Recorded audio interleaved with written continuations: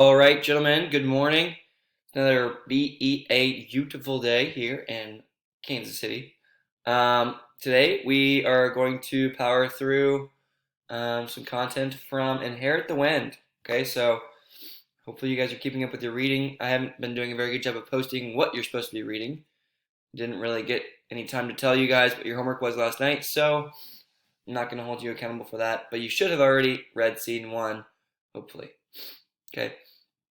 So, today we are going to do a prayer, going to talk about some reminders, review a little bit what we talked about on Tuesday, and then your homework for tonight is to read scene two. Okay, so read scene two. I'll post it on my homework. I'll post it on Google Classroom.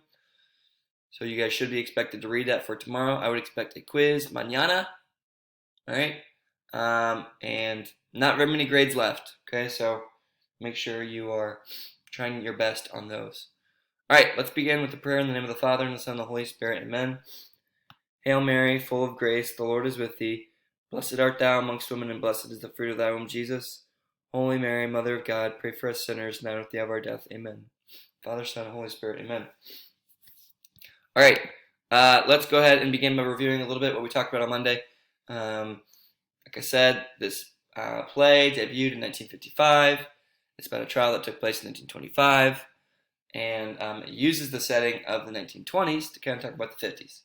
Written by Jerome Lawrence and Robert E. Lee. You can guarantee those names are going to be on the test, okay? All right, so a little bit more about the historical context. During the 1950s, we have this thing going on called McCarthyism. Okay, so McCarthyism is this, it's specifically related to communism for the most part, but basically it was this idea that if you thought somebody was communist, you call them out, you could accuse them, and it didn't really matter if you have any proof. That person was probably going to go to jail or be fired from their work, right?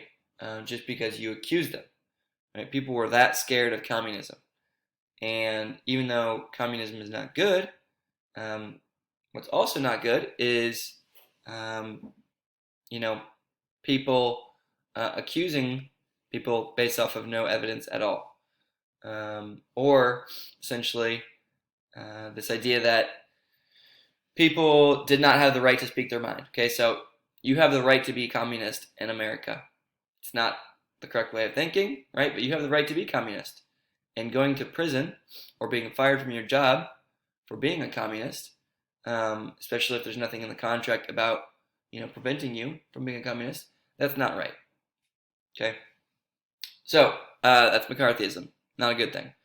The Red Scare, that's just about communism. People are scared of communism. Communism is symbolized by the color red. Evolution, why is that a big deal in this play? Because, right, it's pretty much been solidified in most circles at this point in the 1920s. But a lot of, fundamentalists are still holding tight to the Bible of creationism, right?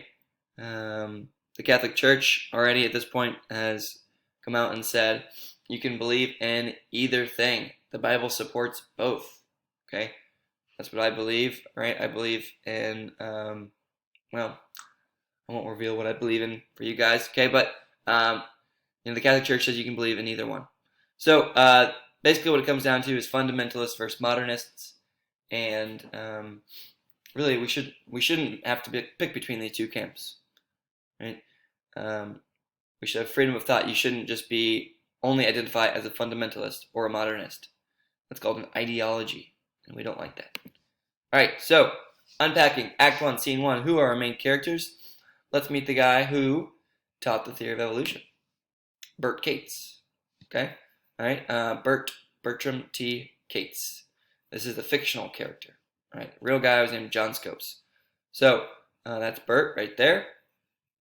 He's a substitute teacher, about to be, I think he's 24, 25 years old, right? And he's not afraid to speak his mind, but he's pretty polite.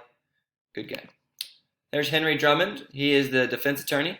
He's the guy who, he's a very prominent defense attorney in the country. And he gets brought in to defend Cates. and everyone in the town hates him and thinks he is the devil. All right. So we're gonna learn a lot more about him. Matthew Harrison Brady. We spent a lot of time getting to know him in scene 1. He is a 3-time presidential candidate, lost all 3 times. All right. And he's very loud and boisterous and well spoken, and he sweats a lot, as you can see. But the town loves him. E.K. Hornbeck, one of my least favorite characters in the play. You can see how smug he is. He wears a hat tilted to the side, which is just stupid. But he's a great journalist. He asks a lot of questions. He's just definitely on Team Modernists. Reverend Brown, Team Fundamentalist for sure. He is Rachel Brown's father, and he is the local town reverend. Okay, he wants to make sure everything's nice and dandy for Brady. Okay, and then we have Rachel Brown, who is Kate's lover. Okay, Reverend Brown's daughter, Kate's lover. Look at that smug look from Brady. All right, what happens in scene 1? Opening scene, we have a little boy, Howard, and he's digging a worm, and a girl comes up, and he's like, hey, you know what? You used to be one of these worms way back when. And she doesn't believe him. So it kind of sets the scene that, evolution is not fondly thought of in the town, and that it's going to be a battle. Who do the townspeople favor? Obviously Brady. They prepare an entire feast for him, and they think that Kate's has, been possessed by the devil, basically. The relationship between Rachel and Kate's, as I mentioned earlier, Rachel is kind of, in love with Bert, so makes for some exciting drama, of course. And then E.K. Hornbeck is, as we said, the journalist. His personality traits, I would say he is kind of cynical, he is snobby, he is smart. Cynical, snobby, and smart. Can be good. Okay, all right. So, gentlemen, like I said, read scene 2 tonight. Be prepared for a quiz tomorrow. We will see you mañana.